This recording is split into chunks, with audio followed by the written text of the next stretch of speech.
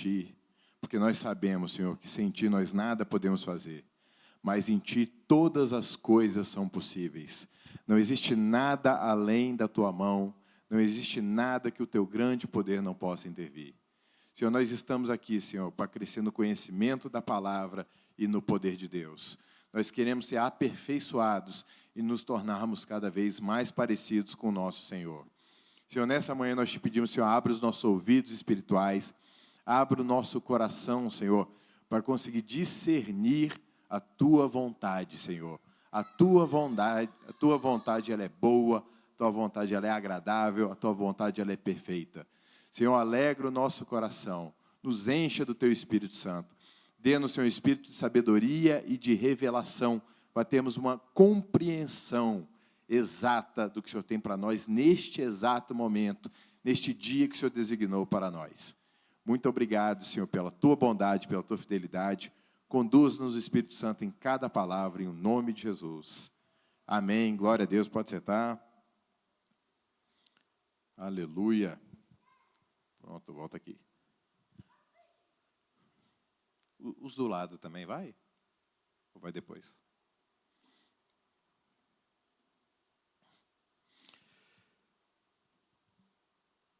Hoje nós estamos aqui.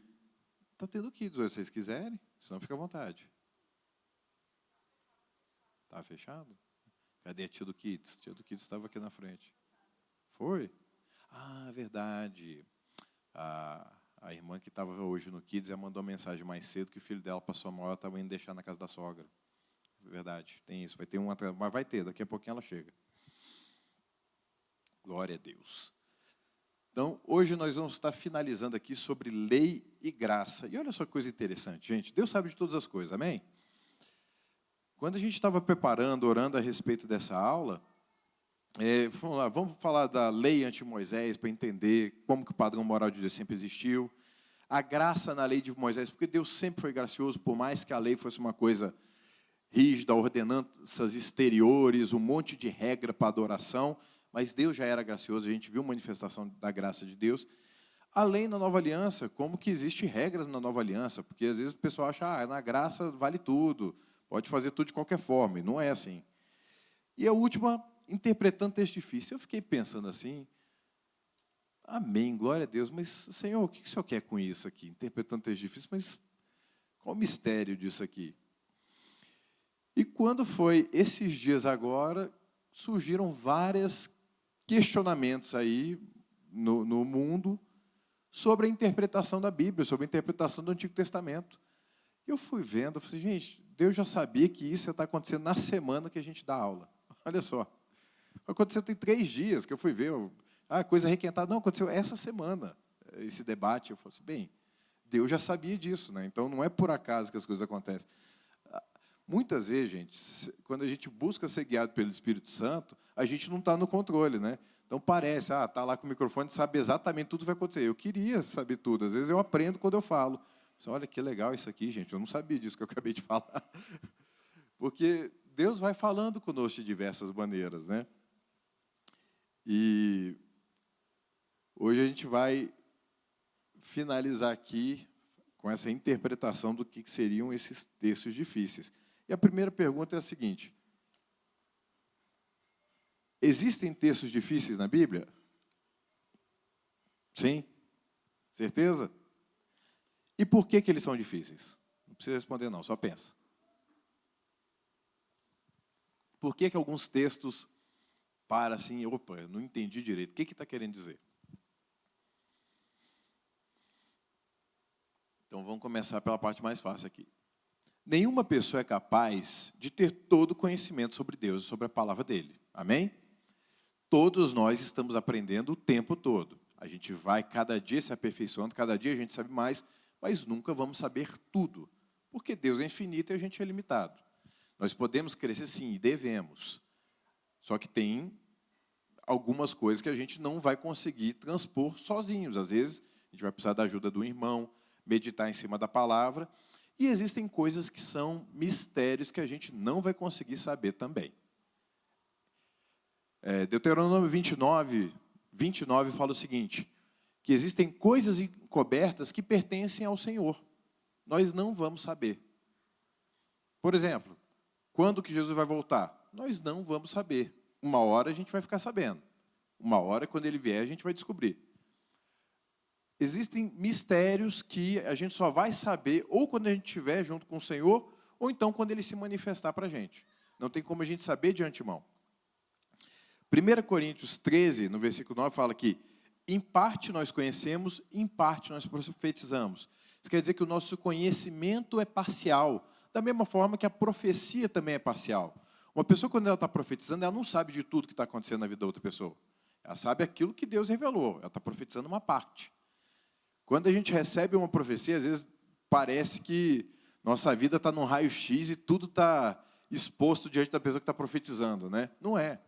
A pessoa tem uma revelação específica de algo que está acontecendo, mas ela não sabe de tudo que aconteceu. Algumas vezes a gente já vê as pessoas sendo tão impactadas por uma palavra profética que ela chega assim num culto e escuta a pregação e fala assim, gente, o pastor falou minha vida toda. Não é? Lógico que não foi a vida toda, gente, imagina. Em 50 minutos, 40 minutos vai falar, sei lá, 20, 30, 50 anos da vida. Lógico que não, mas falou uma coisa tão específica, tão íntima, que a pessoa se sentiu totalmente exposta, totalmente aberta. Nossa, está falando de mim. Alguém contou minha vida para esse homem. Não tem como ele estar falando isso se ele não souber o que eu estou passando. E a profecia. E mesmo isso sendo tão poderoso, é uma coisa parcial. É só uma fração de todo o conhecimento que é revelado a nós, né? Que Deus tem, e uma pequena fração é revelada a nós. E na caminhada cristã, nós vamos mudando a nossa forma de pensar à medida que nós somos ensinados pela palavra.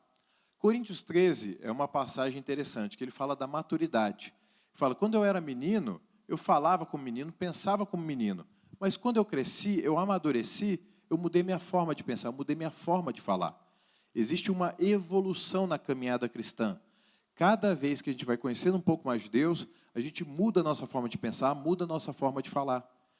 Aquela coisa da pessoa, não, eu penso dessa forma, não vou mudar, isso não é sábio. Nós temos que mudar, porque se você está crescendo, se você está desenvolvendo na fé, com certeza você tem que mudar o seu procedimento. Aquilo que foi bom para ontem, não funciona para hoje. Nós vemos a história no deserto, que o maná, ele não servia para o dia seguinte, tinha que ser fresco todo dia. Então, o maná de ontem não servia para hoje. A revelação de ontem não servia para hoje. Me alimentou ontem, teve proveito ontem. Eu só estou aqui hoje por causa de ontem, mas hoje preciso de um alimento novo. Eu não posso ficar lembrando do alimento de ontem, porque eu vou continuar com fome. Eu tenho que estar sempre me alimentando e recebendo coisas novas. É assim com o nosso crescimento com a palavra de Deus. Calma aí, que senão eu vou mostrar A gente tem um convidado especial hoje na EBD, famoso. E quais são as dificuldades que a gente pode ter na leitura? Interpretação de texto. A gente não entender muito bem as palavras que estão sendo ditas ali. Eu não sei o que aquela palavra significa na minha própria língua, não tem nada a ver com o significado espiritual, eu não consigo entender aquele texto. Aí você pega um dicionário, você dá uma olhada, você se aprofunda mais. Uma outra é ter um conhecimento superficial da Bíblia. A pessoa já ouviu falar de muito, mas nunca se aprofundou na palavra. Isso também fragiliza a interpretação dela em relação a alguns textos. Outra, conhecimento de hermenêutica. Essa palavra é usada bastante no direito, que a hermenêutica é uma ciência para você interpretar os textos, você saber o significado da palavra, o que significava naquele contexto, você entender o cenário maior, para depois você adentrar no texto. E essa que é muito importante, a pessoa não ter ou ter pouca comunhão com o Espírito Santo. Não adianta a gente tentar conhecer a Deus sem a gente buscar dele a revelação.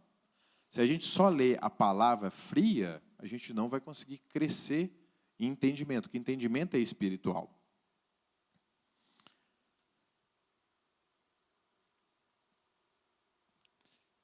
E aqui em 2 Timóteo, no capítulo 3, tem uma passagem que é bom vocês gravarem, marcarem na Bíblia de vocês.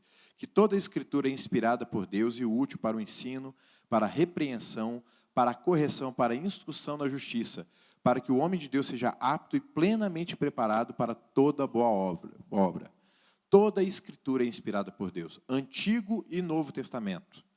Algumas pessoas pensam, por que não lê só o Novo Testamento? Porque o Antigo Testamento já passou, a gente não vive nele. É verdade? É, em parte. A gente não vive na Antiga Aliança, a gente vive na Nova. Mas a Antiga Aliança é útil para que a gente entenda a Nova. Algumas pessoas falham nesse ponto aqui. Antigo e Novo Testamento. Tanto o Antigo quanto o Novo Testamento são necessários para o entendimento da vontade de Deus. Eles se complementam. Foi o mesmo Deus que inspirou os dois textos. Eles se juntam, eles se casam, o Antigo Testamento e o Novo Testamento. E como que funciona isso? O Novo Testamento explica o Velho Testamento. E o Velho Testamento ilustra o Novo Testamento. Quem que já deu aula para criança na escola bíblica? Pronto. Não fui na aula de nenhum de vocês, até porque eu não tenho idade para isso. Vocês não têm idade para ter me dado aula. Mas eu posso garantir que uma parte significativa das lições que você dava eram histórias do Antigo Testamento. Jonas, você falava de Davi, Golias, Sansão, Moisés, lá no Rio, Abraão. Boa parte é essas histórias. Que o Novo Testamento, quando a gente vai ver, ele não tem tantas histórias quanto o Antigo Testamento. O Antigo Testamento é muito maior, tem muito mais história, tem muito mais detalhes. Cita filho de quem, de onde que veio, onde que morava. O Novo Testamento era mais rápido, eram relatos que exemplificavam a obra de Jesus, mas não conta muitos detalhes. O Antigo Testamento é bem mais detalhado. Jonas, poxa, a história de Jonas é impressionante. Quando você vai no Novo Testamento, os mestres da lei estavam falando assim, nos mostra um sinal, falando para Jesus. Jesus falou assim, não vou dar nenhum sinal, apenas o sinal de Jonas. Quem é Jonas? Quem não conhece o Antigo Testamento, como é que vai saber quem é esse tal de Jonas? Que sinal é esse? O que esse cara fez? O que fizeram com ele? Então, o Novo Testamento, ele explica o Antigo, porque o Antigo Testamento é uma sombra. Ele não mostra a clareza das coisas. O Novo Testamento deixou tudo claro, acendeu a luz. Tudo está claro, tudo está explícito no Novo Testamento. O mundo espiritual, no Antigo Testamento, você vê que pouco se fala de demônios e Satanás. Quer dizer que ele não estava lá? Pelo contrário, estava e estava fazendo a festa. A gente via que o trabalho de Satanás e dos demônios era farto no Antigo Testamento. Mas não tinha esse discernimento do mundo espiritual que nem nós temos no Novo Testamento. E nós temos que ler a Bíblia no seu contexto espiritual, geográfico e histórico. A gente tem que entrar na Bíblia para entender o que ela está dizendo. Existe um termo que fala que é anacronismo. Quem é que nunca ouviu falar anacronismo? Anacronismo quer dizer que é uma coisa fora do cronos, fora do tempo. É você tentar interpretar uma coisa do passado com a sua visão de hoje.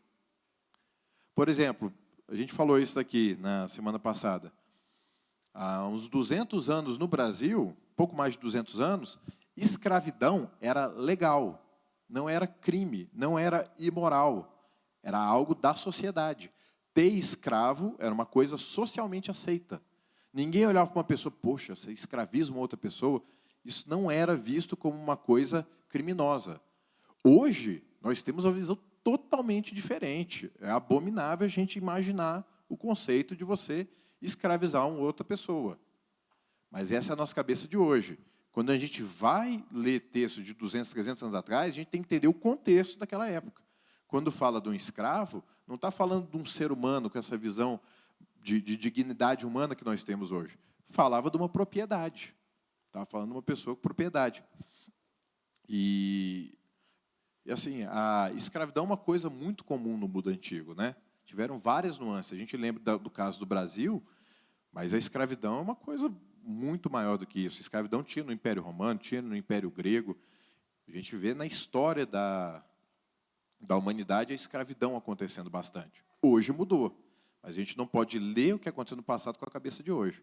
É o anacronismo, a gente interpretar as coisas fora do tempo.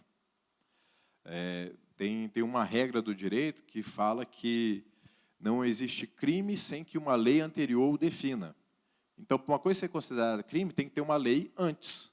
Tanto que, se tem uma lei depois, aquilo que aconteceu antes da lei não se torna crime, né? a lei não volta para alcançar aquele fato. Então, em determinada época, algo era crime. Aí deixa de ser crime. Aí quando a gente olha hoje em dia achando que é normal, mas naquela época não era, e vice-versa. Hoje alguma coisa que é crime que no passado não era. E aqui eu coloquei um negócio, Filipinas e Holanda. Esse é o mistério, né? O que isso tem a ver com a Bíblia?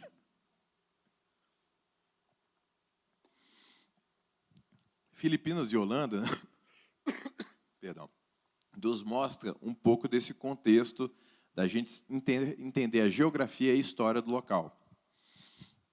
A Holanda é um país na Europa que é um país muito livre em relação a questões morais. É um país libertino, vamos colocar dessa forma. Os padrões morais deles são muito flexibilizados. Uma coisa triste, que a Holanda foi um dos berços da reforma protestante. Era um local onde o evangelho era pregado. E hoje em dia é um país pós-cristão, vamos colocar dessa forma. Como ele se define muitas vezes. Na Holanda, drogas são liberadas. Não é crime fumar maconha, não é crime cheirar cocaína. Existem locais para comprar droga na Holanda. Você vai lá e compra e pronto, nota fiscal, tudo, e sai na frente do guarda, fuma na frente dele e vai embora, não tem problema nenhum. Não é crime. Filipinas é diferente. Nas Filipinas, pena de morte. Uma pessoa que usa e trafica droga, ela pode ser condenada à morte nas Filipinas. Imagina uma pessoa desavisada que pega um avião de Amsterdã e vai lá para Manila, nas Filipinas. E leva lá o seu kitzinho de maconha na bagagem. Não era crime nenhum, sempre fez isso para tudo quanto é canto. Chega lá nas Filipinas, vai passar no raio-x, o que é isso? Maconha. Por quê? Você não pode entrar com isso aqui, isso é crime. Ué, mas como isso é crime? Inclusive, você vai ser julgado, você pode morrer por causa disso. É um choque? Então, a gente tem que entender o contexto que aquela coisa foi escrita. Existem regras diferentes. Se hoje em dia tem isso, quando a gente vai ler o Antigo Testamento, a gente tem que entender o contexto do Antigo Testamento, senão a gente fica chocado e fica até assustado com algumas coisas que a gente encontra. E hoje a gente tem uma pessoa que acabou respondendo o nosso quiz de perguntas difíceis. Que esse sujeito aqui, alguém conhece?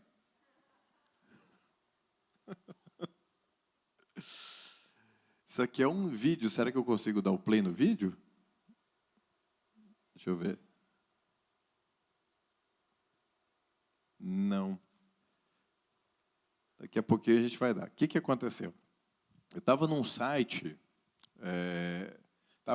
cristão, e esse site cristão estava falando a respeito de um comentário que ele fez a respeito de vários assuntos e questionando o Antigo Testamento e o Novo Testamento também. Opa, ele vai começar a falar aí. Volta um pouquinho.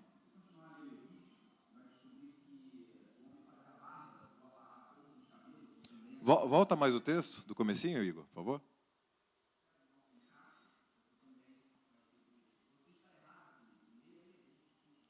Isso.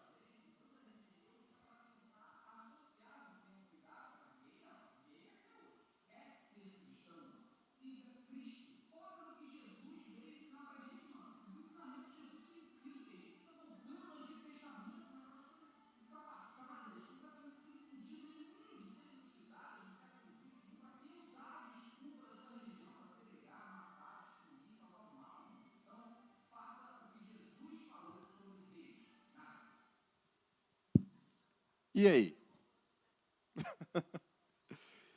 E aí? O que você teria para falar para o Felipe Neto? Não parece ter a razão algumas coisas que ele vai falando? Sinceramente, não parece? Algumas horas assim, isso aí ele pegou num ponto delicado, né? Não parece? A gente tem que estar pronto para esse tipo de coisa, gente. Porque esse camarada aqui, ele está falando com 16 milhões de pessoas, fora o tanto que replica. Quantas pessoas, às vezes, da igreja mesmo, escuta esse camarada falando assim, cara, eu sempre pensei isso, olha só, nunca me explicaram esse negócio. E a pessoa cai de uma dessas daqui. O que está acontecendo aqui com o Felipe Neto? Isso aqui é um tipo de falácia que é da conclusão apressada. A pessoa pega uma parte e conclui o todo sem conhecer o todo. Isso aqui é uma falácia. Existem vários tipos de falácia, né? Isso é coisa da Grécia, né? Coisa antiga, falácia, né? Os modos aristotélicos de silogismo. Você pega uma coisa e conclui o que aquela coisa não quer dizer a verdade como um todo. O que o Felipe Neto aqui estava querendo falar é o seguinte, siga Cristo, siga Jesus, isso é bom, mas esquece Paulo, esquece o Antigo Testamento, só Jesus falou que importa. Agora, será que esse cara está disposto realmente a seguir o que Jesus falou? Ele sabe o que Jesus falou?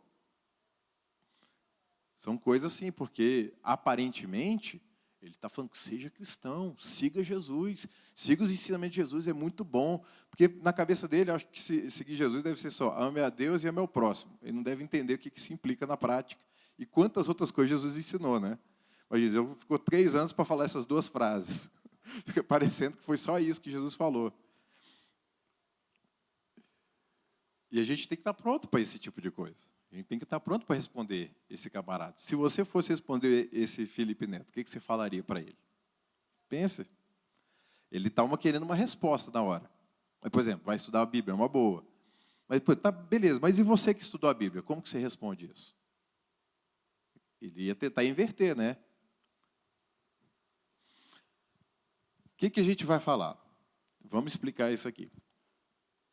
Depois a gente vai falar desses textos específicos, né? No Antigo Testamento, a graça de Deus ainda não havia sido plenamente revelada. O Evangelho possibilita que todas as pessoas possam nascer de novo e ter um encontro pessoal com Deus.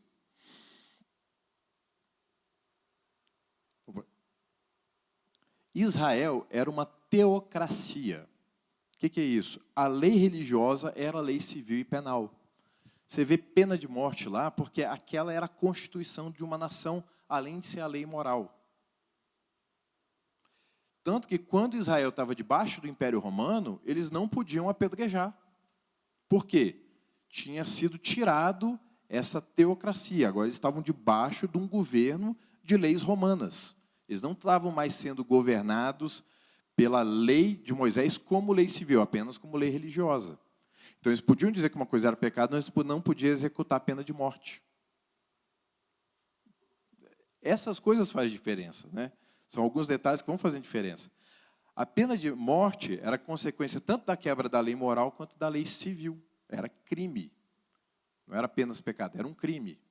Hoje em dia tem muitas coisas que são pecados que não são crimes. Mentir é pecado? Mentir é crime? Mentir é direito. Num processo, você não é obrigado a produzir prova contra si mesmo. Você pode mentir. E não é crime. No Brasil não tem crime de perjúrio, né? A testemunha não pode mentir, mas a pessoa que está sendo acusada pode. Olha só que coisa. E tem países que ninguém pode mentir. Lá nos Estados Unidos, tanto que até coloca a mão em cima da Bíblia para falar que você vai falar a verdade. Já viram isso em filme? Que no Brasil não. Que no Brasil pode mentir. Sério. Você está mentindo, a pessoa... Gente, a gente viu não muito tempo atrás políticos mentindo na cara lavada, sendo de o país todo, cara, isso é mentira. E aí, por que não pega o cara? Porque mentira num processo aqui no Brasil não é crime, por exemplo. Outra coisa, adultério é pecado? É crime?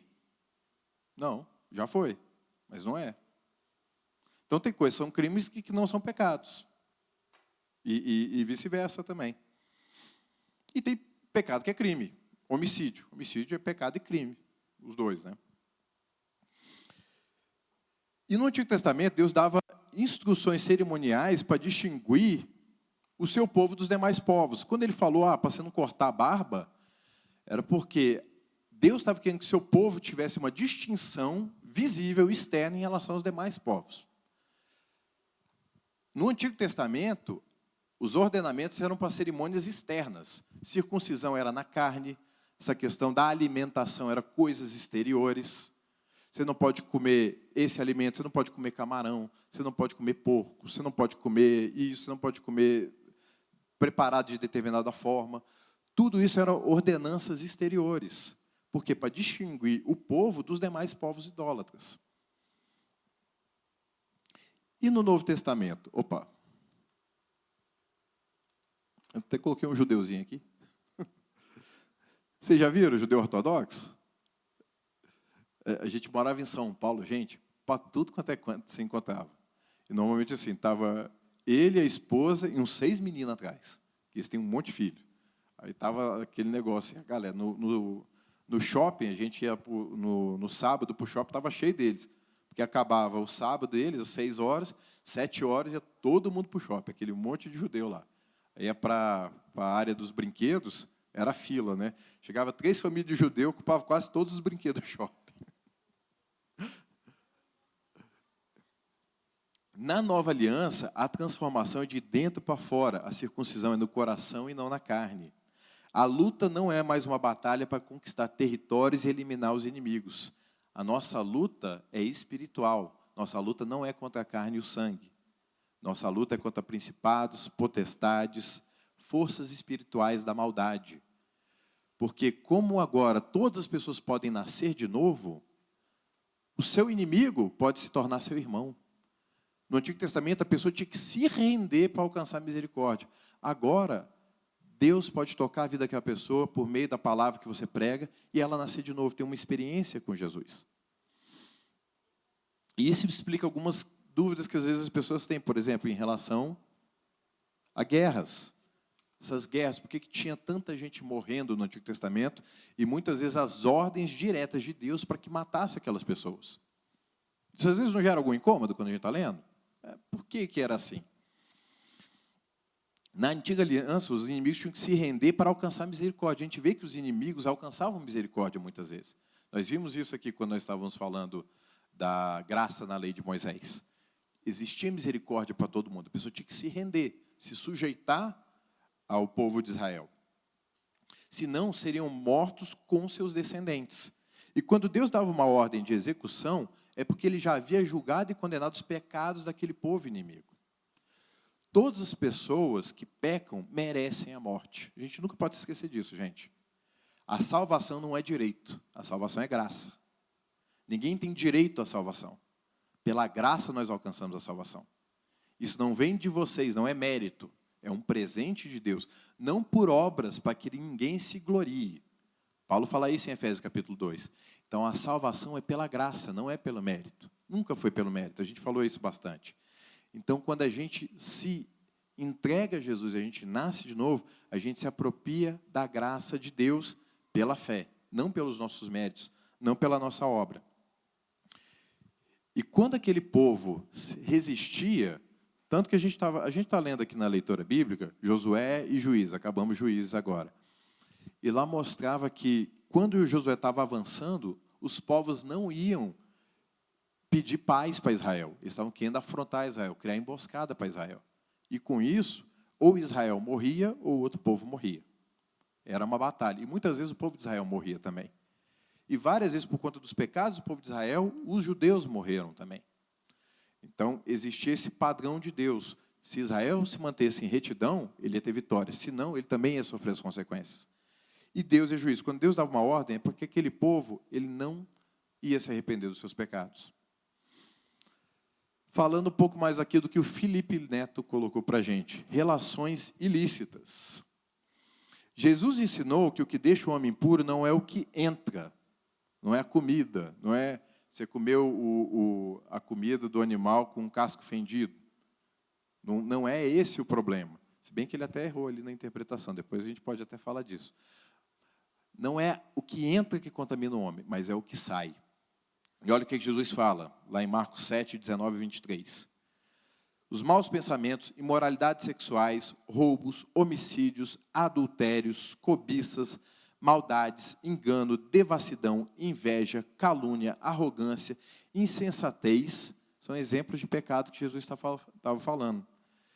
Aí a gente vê imoralidade sexual. O que é imoralidade sexual? Aí você vai lá para Levítico para entender o que é imoralidade sexual. O que Jesus está falando no Novo Testamento. Siga os ensinamentos de Jesus. Então não pratique imoralidade sexual, Felipe Neto, por exemplo. E o que é imoralidade sexual? Lá fala das relações ilícitas, na família, homem com homem, mulher com mulher, de bestialismo, vários tipos de pecado, incesto, tudo isso está lá. Lembra? O Antigo Testamento ilustra o Novo. Como que a gente vai descobrir o que é isso? Quando a gente vai lá atrás. E adultério. Adultério é diferente. É engraçado, assim, que no Novo Testamento sempre faz essa separação entre imoralidade sexual e adultério. São dois pecados relacionados à relação sexual, mas são pecados diferentes. Porque o adultério, necessariamente, tem que ter uma quebra de aliança. Na imoralidade sexual, não. O sexo fora da aliança é imoralidade sexual, nas suas várias vertentes. Homem, com animais, tudo isso está lá no livro de Levítico. O adultério não, é quando tem uma quebra de aliança. É um solteiro com alguém casado com outro casado que não sei se é o cônjuge, é diferente. Do grego tem duas palavras, né? Uma é porneia, inclusive vem a palavra pornografia, e a outra é mocheia, que é de onde vem adultério. São dois pecados, você vai ver que é diferente, né? Em alguns contextos na Bíblia mostra bem claro qual é a diferença de um para o outro. Então, como que a gente descobre o que está escrito no Novo Testamento? A gente tem que ler o Antigo. E aí que a gente vê tantos erros nessa pequena frase do Felipe Neto, que talvez ele estivesse achando, não sei, muito brilhante, né? Ou dando um checkmate no cristianismo. Olha só, agora nenhum cristão vai poder me responder. Gente, tudo isso aqui a gente consegue desfazer sem muita dificuldade. Porque ele não sabe do que ele está falando. Você conhece a palavra, ele não. Alguém deve ter pautado ele, talvez um desviado, e começou a falar, fala disso, que eles não sabem como responder. E talvez muitos cristãos, infelizmente, não sabem como responder isso. Agora, não deveria ser difícil para a gente. Não deveria ser, porque a gente conhece a palavra e a gente conhece Deus. E Deus nos dá sabedoria para responder essas questões. Então, lá em Levítico 20, quando ele cita, porque Levítico 18 estava descrevendo o que eram as condutas imorais, e Levítico 20 estava dizendo qual era a pena para aquelas condutas imorais. Por isso que ele citou Levítico 20 e não Levítico 18, mas os dois falam do assunto. E não tem pena de morte, que nem a gente falou, a gente não vive numa teocracia. A gente não está sujeito à lei de Moisés. Agora, a lei nos explica o que Jesus estava falando da graça. Quem é Abraão? A gente vai ter que ir lá para o Antigo Testamento para saber quem é Abraão. Moisés. Nunca podemos descartar o Antigo Testamento, senão vai ficar capenga. A gente fala, não, o que vale é a nova aliança. Sim. Agora, a nova aliança não é a negação da antiga. A nova aliança é o cumprimento da antiga. Então, elas não estão em conflito. Uma é superior à outra porque ela completa, ela traz a plenitude da vontade de Deus.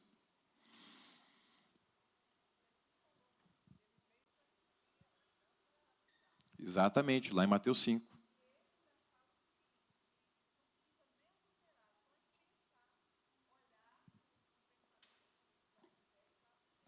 Lembra que a gente falou que o Antigo Testamento, muito bom, que a Meire colocou, é que Jesus falou que o pensamento, por si só, já traz a consequência. Quando a gente vê aqui, primeira coisa que está lá, quando Jesus falou, os maus pensamentos. Primeira coisa que Jesus estava falando, antes da imoralidade sexual, que é uma coisa externa, ele começou falando do mau pensamento.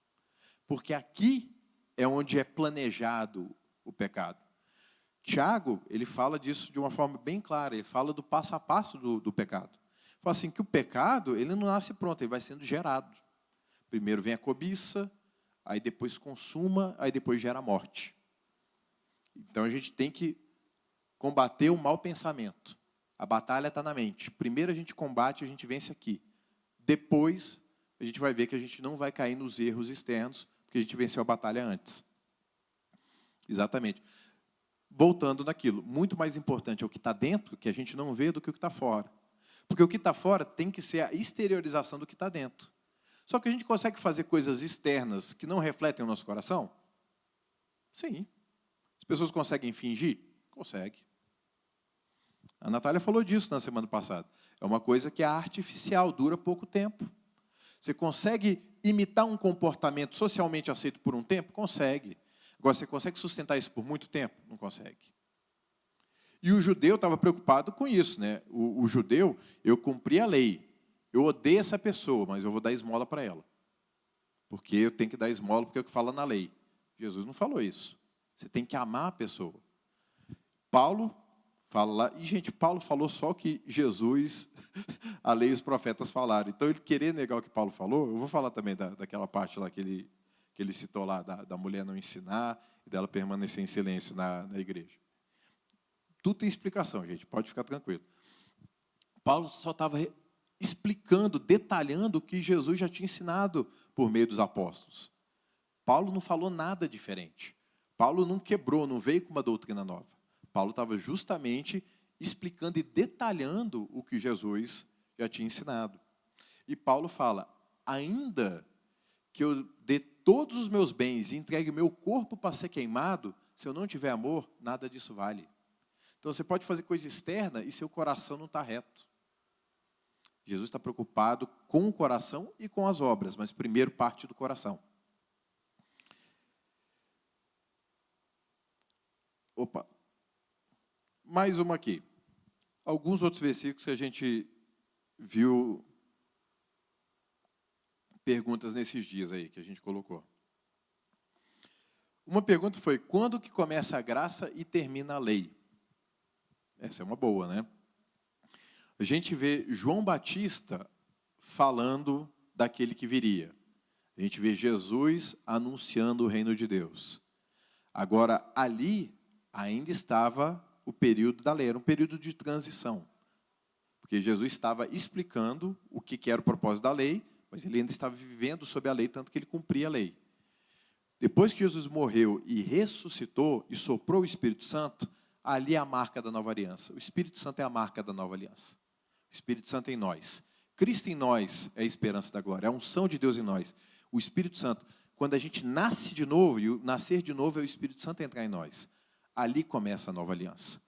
No finalzinho do livro de João, Jesus, isso é uma coisa que eu acredito, o pessoal fala muito de Pentecostes, eu acredito que começou um pouquinho antes. Lá em João, no capítulo 20, Jesus aparece para os seus discípulos, depois de ter ressuscitado dos mortos, e fala, Pai seja com vocês, Shalom. E ele sopra sobre eles o Espírito Santo, recebam o Espírito Santo. Então, naquele momento ali, eu acredito que ali foi onde começou a nova aliança, quando eles nasceram de novo, quando eles receberam o Espírito Santo. Atos capítulo 2, Pentecostes, foi o batismo com o Espírito Santo. Foi quando eles foram imersos no Espírito Santo. Mas em João capítulo 20, o Espírito Santo já estava morando dentro deles. Eu acredito nessas duas etapas, faz mais sentido para mim, que é muito parecido com a nossa conversão. A gente se converte, depois a gente recebe o batismo com o Espírito Santo. Tem algumas pessoas que recebem quase que na hora o batismo com o Espírito Santo com a conversão. A gente vê que isso acontece com Cornélio. Agora, não tem como receber o batismo com o Espírito Santo antes de converter. Amém? O mundo não pode recebê-lo, porque não o conhece. Vocês o conhecem, porque ele habita com vocês e estará em vocês. João capítulo 16. Então começa a nova aliança quando o Espírito Santo entra no ser humano, quando a gente nasce de novo, e lá com os apóstolos, no finalzinho do livro de João. Jesus e a mulher cananeia. Jesus tratou mal, foi deselegante com a mulher cananeia? Essa é uma outra passagem também, né, que às vezes mexe um pouco, né? Quem eram os cananeus? Quem aqui está na leitura bíblica dos 100 dias aqui? Amém. A gente já está em Samuel agora, né? Então a gente começou entrando no território dos cananeus, Jericó, Ai, e vai aquelas várias cidades. Os cananeus eram inimigos do povo de Deus, gentios. Os cananeus não eram o objeto da missão de Jesus. Jesus veio para os que eram seus. Os judeus, primeiramente, tinha que anunciar para eles.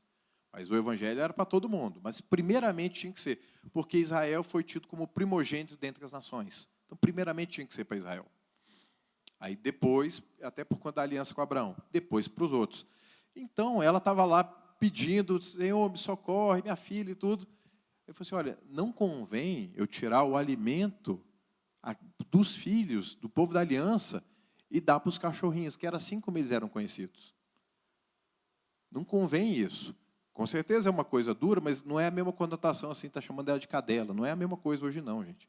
Lembra do anacronismo que a gente falou? Não é, o cachorrinho ali não está falando que nem hoje em dia é uma ofensa até de cunho moral. Não é isso que está falando. É outro contexto a palavra, né? É assim, Senhor, mas até as migalhas que caem, os cachorrinhos podem comer. Aí ele falou assim, você tem muita fé, você furou a fila. Quase falou isso para a mulher, você furou a fila.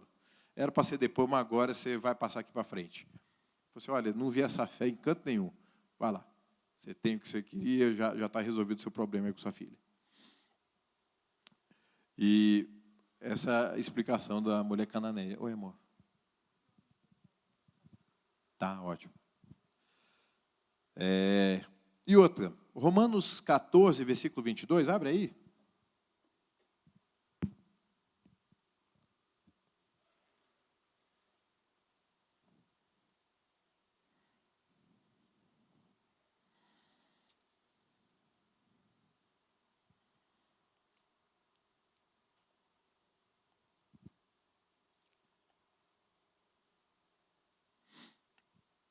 Eu vou ler aqui numa tradução, e eu já vou dar até uma dica aqui de coisa que pode ajudar na interpretação da Bíblia.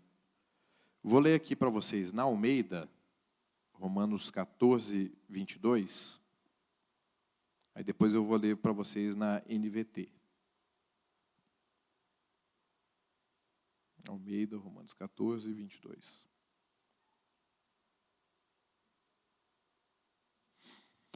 Romanos 14, 22 fala o seguinte. A fé que tens, tem para ti mesmo perante Deus. Bem-aventurado é aquele que não se condena naquilo que aprova. É mais a segunda parte. Bem-aventurado é aquele que não se condena naquilo que aprova. O que isso significa? Olha só como é que fica na NVT. Vocês têm direito às suas convicções, mas guarde isso entre você e Deus.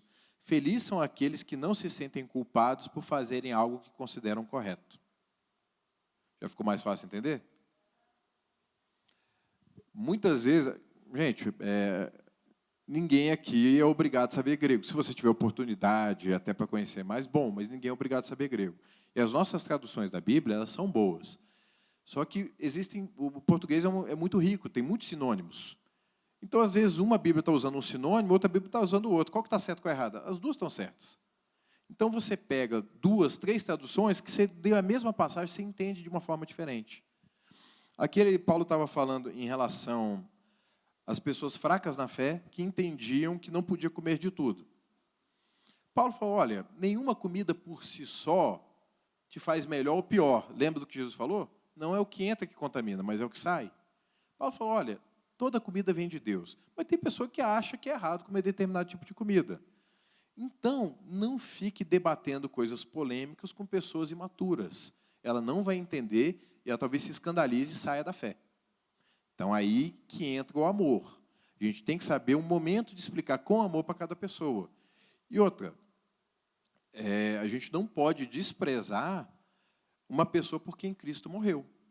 Porque você já passou daquela fase, e você acha, às vezes, que você está num nível melhor do que aquela outra, talvez para aquele assunto você realmente até saiba mais. Mas quantos outros assuntos que você não sabe e você precisa de ajuda? Todos nós precisamos de ajuda sempre. Então, a gente sempre tem que estar pronto para ensinar com amor. E não utilizar a nossa fé, o nosso conhecimento, para tentar ganhar argumentos. A gente não deve usar nosso conhecimento para ficar ganhando debate, para ficar fazendo polêmica. A gente tem que fugir de polêmica. A gente tem que matar a nossa carne para fugir de polêmica. Porque polêmica é uma coisa que alimenta a carne, infla a gente. Poxa, eu ganhei a discussão. Mas, às vezes, a pessoa ganha a discussão, mas ela perde a paz. Porque Deus não queria que você ganhasse a discussão. Deus queria que você amasse a pessoa, que você ajudasse a pessoa. De que adianta você ganhar a queda de braço e depois ficar com o braço dolorido? Desiste da batalha. Deixa o outro ganhar, ou achar que ganhou, e no momento oportuno esclareça para ela, sabe? E a gente não deve entrar em polêmicas desnecessárias. E aqui está falando assim que bem-aventurada é aquela pessoa que não se condena naquilo que aprova. Então, você sabe que determinada coisa é certa, não se condene naquela coisa que você faz. Busque ter a sua conduta correta. Não faça coisas que firam a sua própria consciência. Aí tem um último versículo aqui que eu acho muito interessante, né? Mas aquele que tem dúvida é condenado a se comer, porque não faz com fé. E tudo que não vem de fé é pecado. No fim das contas, a gente tem que ter fé, convicção do que a gente está fazendo. A gente não pode fazer porque outros estão fazendo. Nós temos que ter a nossa própria fé para tomar as nossas decisões. Amém? E eu acho que a gente está com um tempinho aqui. Amor, o que você pensou aqui? Tem mais um microfone aqui para a gente?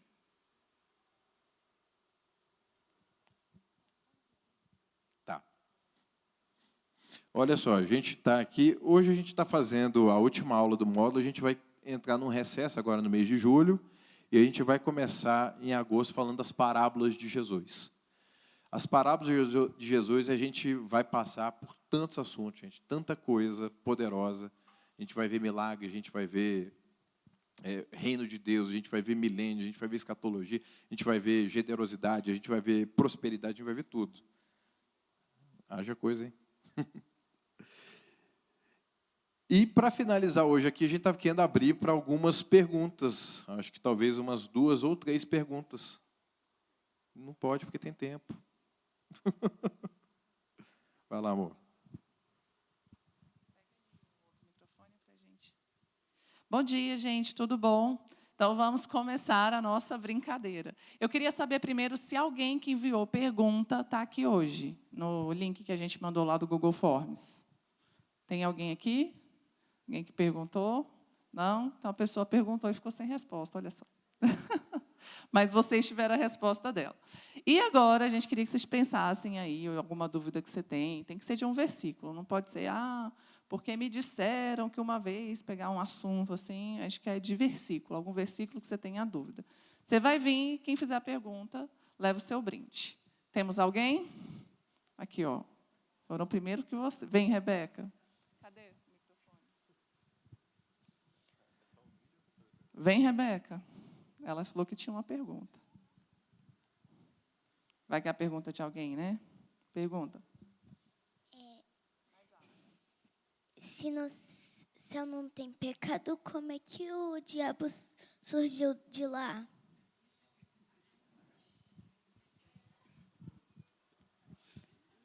E aí, gente?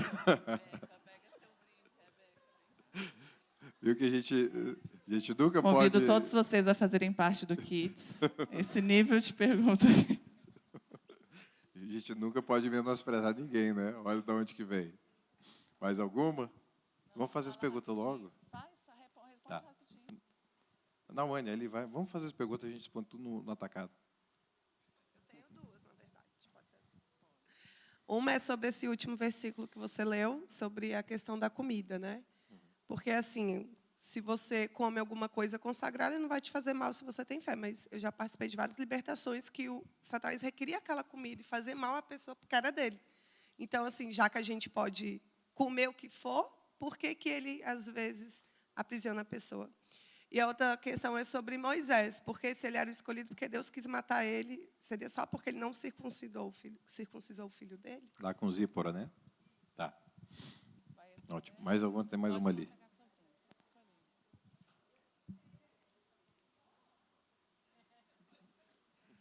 A paz do Senhor. Paz. Pastor, é o seguinte, quando o senhor falou da questão das mulheres, né? Eu vejo em outras congregações que muitos ainda reconhecem e muitos não reconhecem a função da mulher. E o senhor ficou de comentar essa questão. Eu queria um esclarecimento, por favor. Ótimo.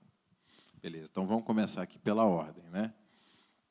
Se não tem pecado no céu, por que que o diabo veio de lá? Aqui a gente entende a liberdade e o livre-arbítrio, porque Deus cria cada um dos seus seres com uma vontade. Assim como Adão foi criado com a opção do bem e do mal, Satanás também. E ele buscou usurpar o lugar de Deus. Se achou iniquidade no coração de Satanás.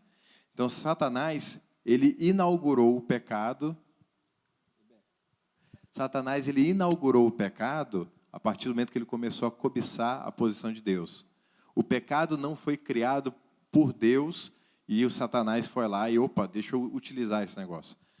Ele buscou utilizar sua liberdade para usurpar o lugar de Deus. E por causa disso que ele foi condenado, e ele veio para a terra e busca fazer com que cada ser humano siga o exemplo dele. Busca ser independente de Deus. E em relação à comida. A comida que, a explicação está bem no 23. Mas aquele que tem dúvidas é condenado a se comer. Quando a pessoa faz sem fé, aquilo realmente pode ter um poder na vida da pessoa. Quando a pessoa não tem fé, não tem essa convicção. Porque a comida, e se Paulo fala o seguinte, se eu dou graças a Deus pela comida, qual demônio é mais poderoso do que Deus? Se tem lá um frango de despacho, a pessoa dá graças a Deus, está com fome e come, aquilo vai fazer mal para ela? Não, não vai. Vai comer, está num canto ali, tem determinado bolinho de feijão branco com camarão dentro. Feito com dendê. A pessoa, vai comer isso aqui, vai comer. Não. Mas se a pessoa tem dúvida, tem medo, porque eu não tenho conhecimento, sim, aquilo lá pode fazer mal para ela. Isso pode acontecer, sim.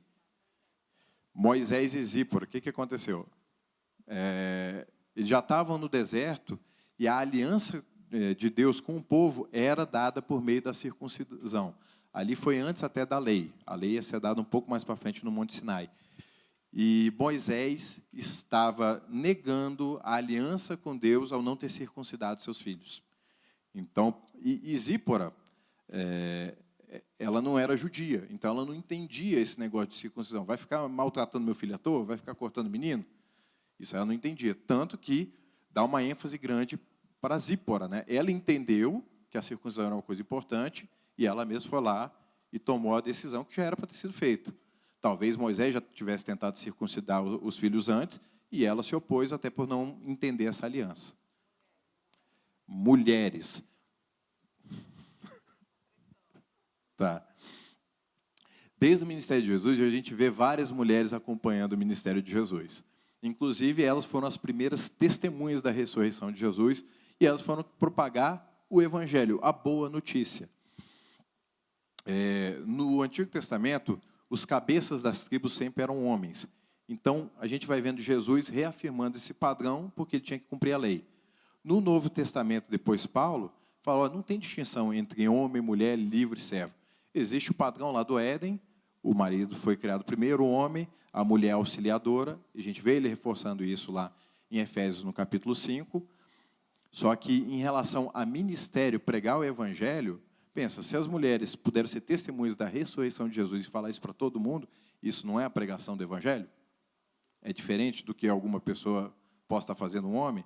Por que Jesus quis que as mulheres fossem as primeiras testemunhas e anunciassem isso? Vai anunciar isso para Pedro. Então, a gente vê que esse padrão, é que nem a gente fala, né? Claro, existem outras congregações que pensam um pouco diferente. Em relação à mulher permanecer em silêncio, não exercer autoridade sobre o marido, a autoridade do homem. Está falando justamente do Éden, aquele princípio do cabeça, a mulher auxiliadora. Para ter convergência no casal, não pode ter essa briga. E Deus estabeleceu isso. O homem é o cabeça, a mulher auxiliadora. Agora, o homem não é independente da mulher, nem a mulher é independente do homem. Paulo fala isso, né? Porque o homem vem da mulher. Então, todo homem nasce de uma mulher. Então, o homem depende da mulher até para se manter vivo, para ser amamentado. Então, é para funcionar como uma equipe. E na equipe tem que ter uma liderança. O homem é essa liderança.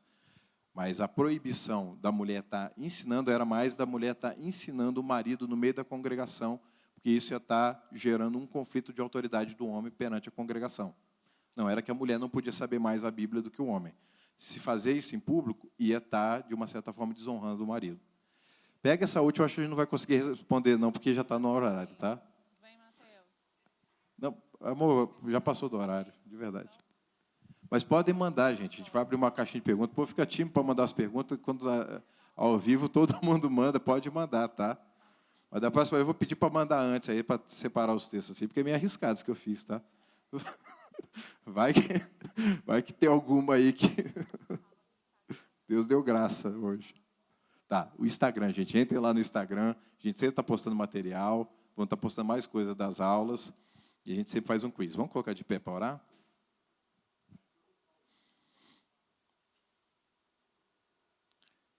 Luciane? Luane. Por favor, Luane, vem cá.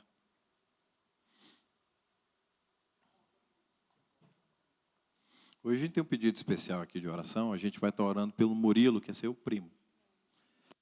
O Murilo, que ele está internado, ninguém está sabendo o que é, mas o nosso Deus está acima de qualquer diagnóstico médico, e nós cremos que o mesmo Jesus que fez milagres, faz milagres, e sempre vai continuar fazendo. Amém? Vamos estender a mão para cá? Senhor, nós te damos graça por essa manhã, pelo teu conhecimento, pela tua palavra, e, Senhor, nós te pedimos, em especial hoje, Senhor, pela vida do Murilo. Senhor, os médicos não sabem o que está acontecendo, mas isso não importa, porque o poder de Jesus desfaz as obras do maligno. Nós oramos agora para que haja uma cura completa, que ele saia da intubação, que ele saia da sedação, que o Senhor o desperte, que coloque esse jovem de pé, e ele seja um testemunho do teu poder. Murilo seja livre em nome de Jesus, seja completamente restaurado do alto da cabeça à planta do pé. Não queremos saber o nome da doença, nós sabemos o nome da cura, e é o Senhor Jesus. Em nome de Jesus, seja curado, Murilo. Amém. Quem crê, dê uma salva de palmas ao Senhor.